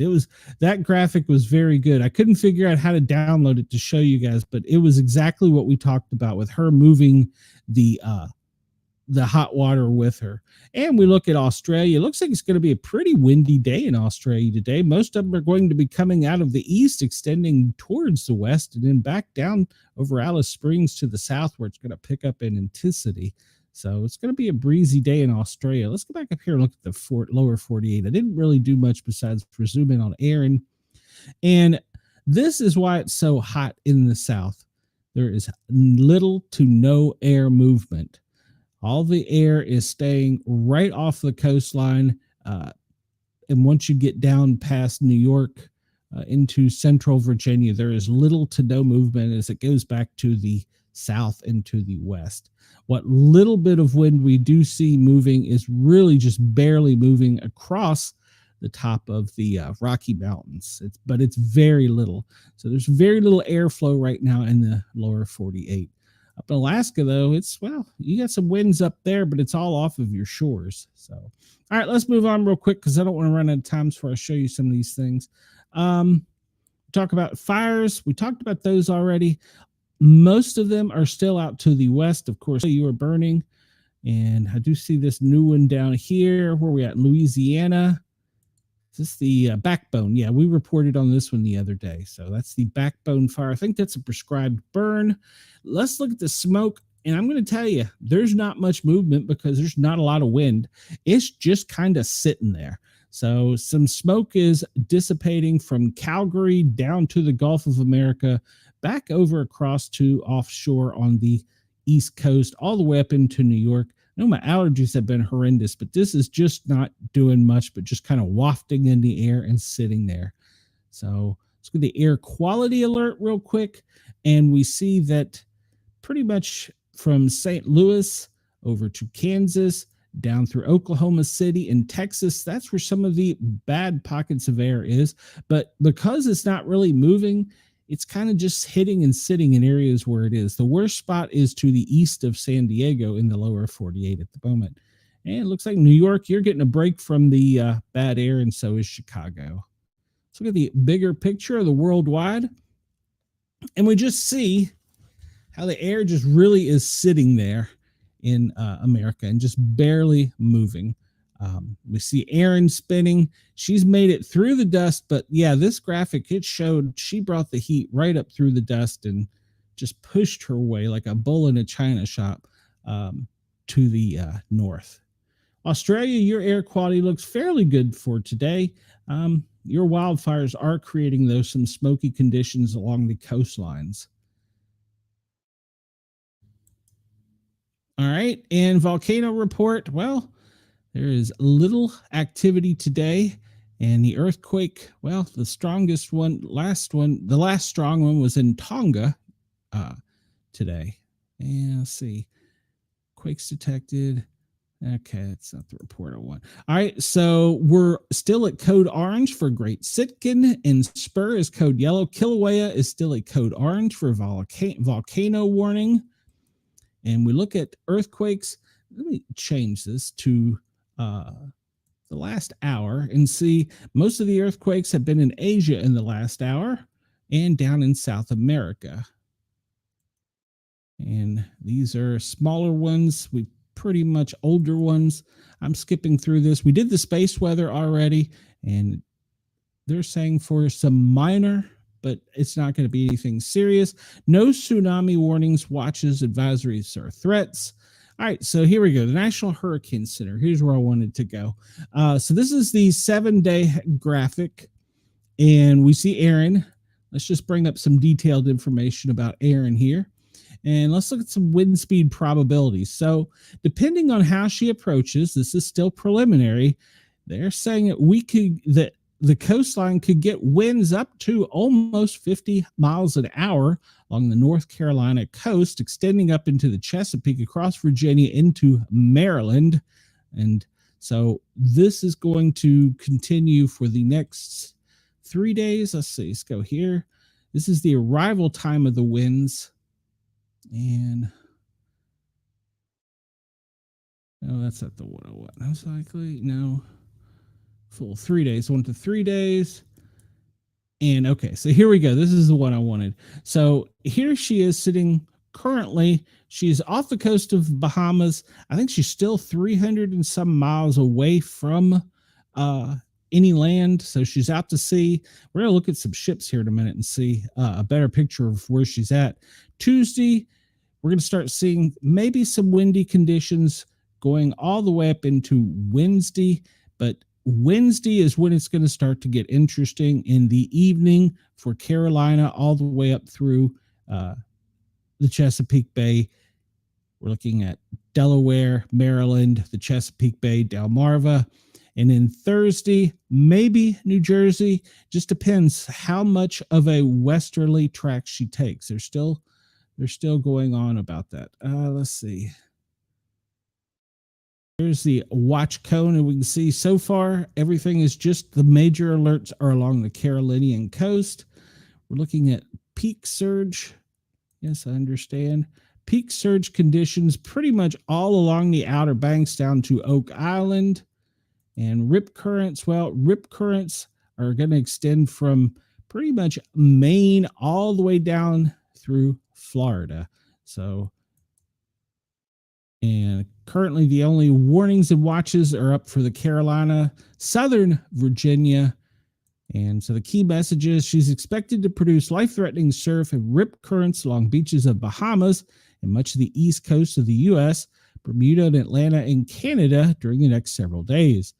Beach goers in those areas should follow advice from lifeguards, local authorities, and beach flag warnings. Storm surge floodings and tropical storm conditions are expected in North Carolina Outer Banks beginning late Wednesday or Wednesday night. Where tropical storm and surge warnings are now in effect, the storm surge will be accompanied by large waves leading to significant beach erosion, overwash, making some roads impassable. Heavy rainfall from the outer bands of Erin will continue today from the Turks and Caicos and through Bahamas tonight. Flash and urban flood warnings are possible. Interests in the mid-Atlantic, southern New England coast, and Bermuda should also monitor the progress as strong winds are possible Thursday and Friday. So, so the code of uncertainty, off she goes. Let's see. Wendell says his boss called him a bull in a china shop. And River sent me a picture of Yowie from New South Wales. Oh, well, send me a picture, Wendell. And let's see, catch up here. Everyone in Long Island eat at Taco Bell the day before and blow it out back to Seattle. All right. So, Wendell, your rainfall forecast for the next 24 hours. Well, we see the coast of Georgia and down South Carolina where the moderate conditions are forecast. The extreme is off to sea for the next 48 hours. So, let's see. What else do I have? I wanted to bring this up. This is the Earth Live. And it's the, how do I full screen this? No, I didn't know you could export it to PDF. How do I full screen it? That's what I want. I did this the other day, and I don't remember how. All right, well, that might be down there. I don't want to make it. No, right? No. All right. So we can zoom in and look at Erin here. This is the satellite view. This is the most recent satellite view. That eye wall is still not really formed very well in the satellite. In the radar image, it's formed really well. But we see she's pretty much off the coast of Florida to the east. All right, so disaster warnings. Do I have any new alerts here? No, I don't think so.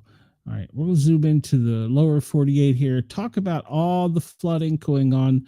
We got flood warnings down into Florida. One new notification. South Carolina flooding, yeah. What is this? Wildfire in Weston, Florida. And then they have wind warning. Is that wind? Nope. High surf in Florida. There we go. We know about that. Look up here. Going along the coastline, this is going to be flood forecasts for East Georgia, Northeast Georgia. That's going to extend all the way up, continuing through the Carolinas. Up here, we have gale force warnings in Mass.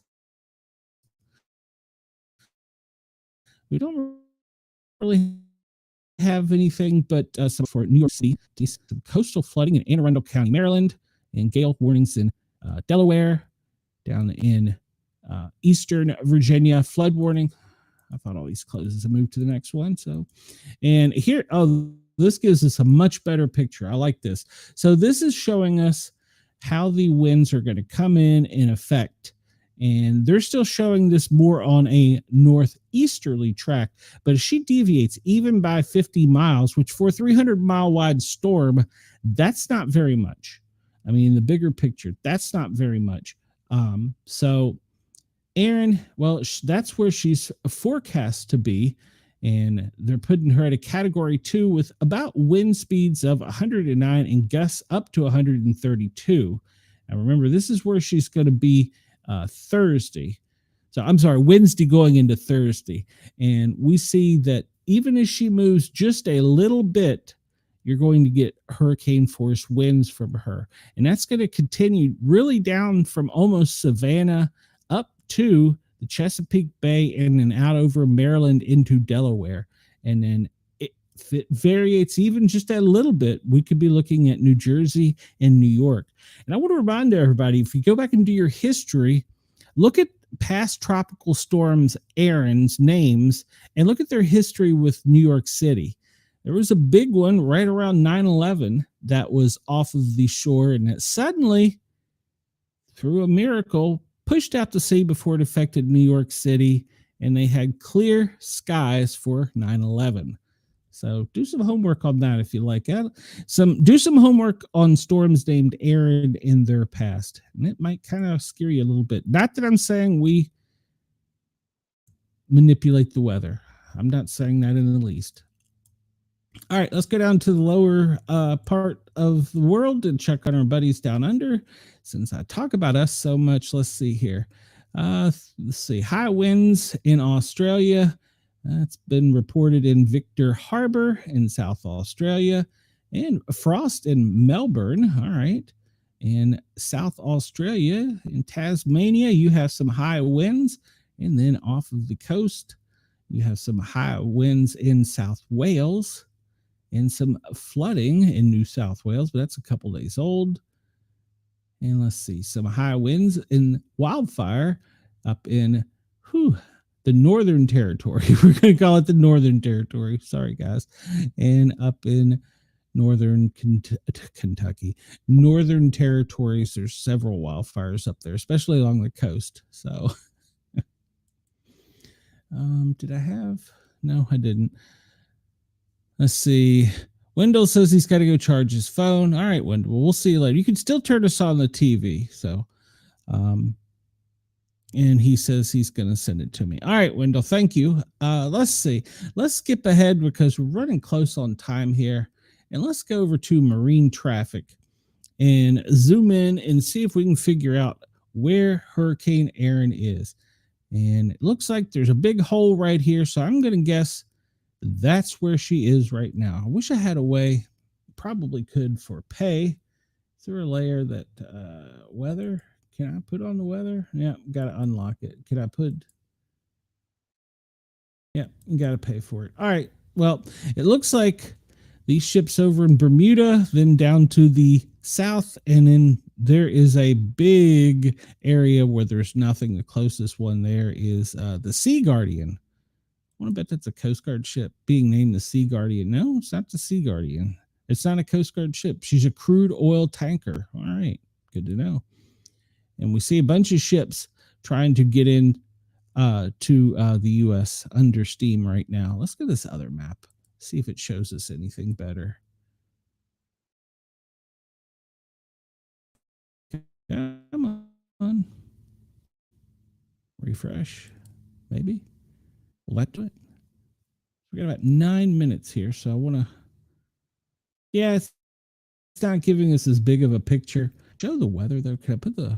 No. Have a layer on it. No, I guess it doesn't. So, all right. Well, this one doesn't show as much as the other one does. I kind of don't like that. Then we'll stick with this one. So yeah, we can see right there the ships are avoiding her. She is over 300 miles wide, so they're staying well away from her. And let's go ahead here to the USA and see. They don't have any special warnings put out yet for her. And I was looking to see if there was any weird warnings the other day, but I haven't paid any attention. Space Force Station skid strip. There is a ceiling from 0 feet up for a no-fly. That's interesting when it's right off, when there's a hurricane right off the coast there. I guess it'd be a good time to send something else up if you didn't want anybody to know about it. Patrick Air Force Base, there's from 0 feet on up. And then, of course, down a little further, there's the one for the presidential South residence. Over here, there is a lot of activity in Pensacola with no-fly zones. Wow, they've got a lot of no-fly zones set up in from Mobile all the way over to Panama City. All right, that's a little heavier than normal. But I don't see any warnings put out her. Usually, can I bring up significant media or no? I think those are only put out by the actual airlines themselves. But I don't have a layer for weather. Okay. Interesting. You'd think I'd have a weather for a layer, being that it's the FAA website, so that you could see the problems with turbulence. All right. We'll move onward. Look and see down here. I pull up the airplanes to see if there's any significant moving of them, and we don't really see a lot of significant moving because they're all staying to the west of it. So the vessels going from the from the north south are pretty much staying anywhere from 50 to 200 miles off the coast, and they're staying away from her. Look real quick and see if there's any military activity out there. No, I don't really see anyone. Well, thank you, Denise. I appreciate that. Some days I do wonder why the hell I'm doing this. I don't see any thing down here really interesting around her, being Aaron. And I do see back over here, we looked at all those warnings that were up, no TAMs. Looks like there's a lot of training going on down in the Gulf of America. What do we got flying over Knoxville here? Well, it's a Beechcraft, so it's probably a dignitary. And close that. I was going to look at something. I don't even remember what the hell it was. That's a training flight. That's an interesting flight for a training flight. Usually they don't venture that far off land. And zoom out, see if we see anything interesting, because we've only got about 5 minutes left. And I want to remind everybody that I would really appreciate if you take a few minutes, just takes a second, hit that thumbs up button. Let me know that you're alive, that you're watching the show, that you're interested in what we talk about here. And you can send me feedback or just jump in the chat. Which point was that, Denise? I'm sorry, Chris. Sorry, I'm getting towards the end of this where I don't have a lot left to say. I'm trying to see if I see anything significant. Well, I clicked that. That's a C-130. It's bringing stuff out. They're doing a lot of moving. You'll see moving up and down the East Coast here. You're going to see a lot of cargo planes from the government, which will be carrying FEMA supplies as needed. So, yeah, P-8. Interesting. So we have a P-8. It come out of, interestingly enough, it came out of Knoxville, and it's been skirting the coast. And if you know anything about a P-8, you know that is the Sub Hunter.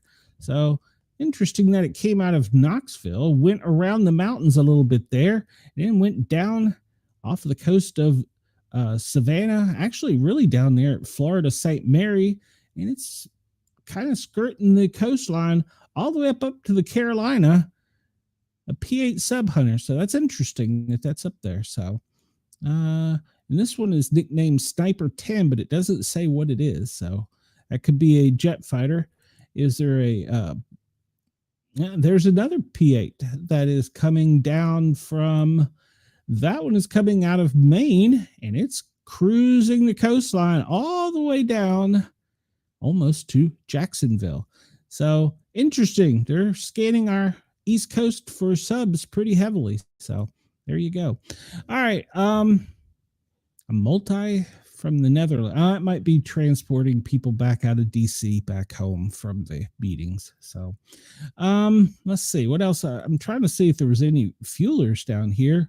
There's a Strato tanker, but he's a way far. He's come out of Wichita. Usually if the P8s are up, there is some type of other activity where they have support aircraft. Well, there's definitely one you don't see every day. Yeah. And they're listing these as trader flights, interestingly enough, right here off of the Charleston Bay. There is an Air Force base down there, so it's not too crazy. Oh, there we do. We have some F5 Tigers. So they're down there doing some patrolling while that P8s, the two P8s are going up and down the East Coast pretty heavily. In fact, the one came into Knoxville to refuel. That's very odd. I'm going to make sure I got this set right. Yeah, that's Knoxville. It came into Knoxville to refuel. Well, there is a Tennessee Air National Guard here, so I guess it could refuel here. Interesting that a P8's doing that along the East Coast in a hurricane. So, all right, well, we're almost out of time here. Didn't get a chance to talk about the two police officers in Utah. Sergeant Lee Sorensen was killed in the line of duty in that shooting. And please don't make any jokes. Police officer from Utah, Eric Estrada, was killed. Those two officers were killed in Utah in that domestic. And I don't believe there's been any more. Well, I don't know if it's been reported as a line of duty death yet. All right, so we'll go ahead here with Bitdefender. Did I miss anything, guys and gals? I don't think I did. But you can always message me if you want to see something else or you want to see me. Brenda says she kept me up late. No, actually, Ginger did. She didn't keep me up late. She got me up at 6. I mean, I guess she had to go. If you got to go, you got to go. But yeah, if y'all want to send me a message, sportcat@protonmail.com. If you want to text me, 404-492-6095. Those are all in the show notes. Don't expect me to answer that. That's not a phone line that gets for. It's just for recording voice messages and receiving texts. And of course, you can always come over to Facebook and join our group. There's a lot of people in there, and I encourage everyone to post things. That anything you want to see, message me via one way or the other, and I'll try and get it on the show. So yeah. I hope everybody's having a great day. I hope you enjoyed the show. KG, thank you. Denise, thank you. Brenda, thank you. Chris, thank you. Wendell, I know you're not listening any longer, but thank you. I appreciate all my loyal fans. If you would all take just a second and press that thumbs up button, it means a lot to me because some days, And Brenda says, if you want to go see him, oh yeah, well, whatever. You know right where I am, Brenda. You can come find me. I'm not too hard to find on the internet. Anybody can find me. Proof of that, I already have a stalker. At any rate, or had a stalker. At any rate, I'm going to get out of here. I love you guys. Thank you. Like I said, some days I feel like I'm just doing this for naught. So I appreciate all of y'all and all your support. Please hit that thumbs up button. Please tell a friend, come over, subscribe, and I will see you guys tomorrow. And remember, I have 2 shows tomorrow. Tomorrow night, I have the Para Our Normal guys. I have 2 authors, and we're going to go over some really cool stuff. So, and I got an announcement about the show too. So there's 2 announcements. I have a celebrity on my Thursday Big Brother show. So we'll have that. And then I have an announcement about my Wednesday show coming up soon. So, all right, everybody, have a great day. I will see you tomorrow. Sportcat is...